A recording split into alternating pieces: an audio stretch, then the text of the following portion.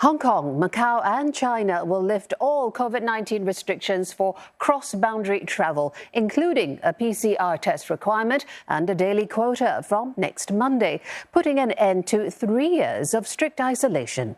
This comes as Hong Kong tracked an 80% drop in daily reported infections over the past month. CNA's Deborah Wong reports. For the first time in 3 years, all border control points and group tours between Hong Kong, Macau and China will resume operations. International travellers will no longer need to show proof of vaccination while entering Hong Kong, but they still need to take a negative rapid test. And those who've travelled overseas in the past 7 days and wishing to enter the mainland via Hong Kong or Macau will still need to present a negative PCR test. It's one way to mitigate the risks as volume of cross-boundary travellers increase.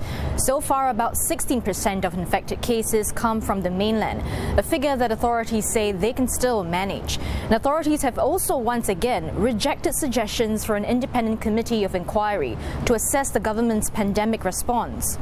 We should do lesson learning, but we have been doing lesson learning since day one of the assumption of office of this government.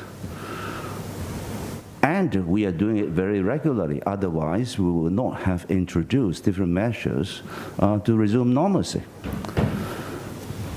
And this is a continued exercise and will be done by responsible departments.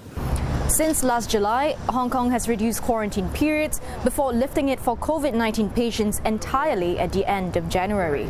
But it's not coming up roses just yet. Tourist numbers are only just trickling in, so the government has launched an aggressive promotional campaign to draw tourists and businesses back to the city.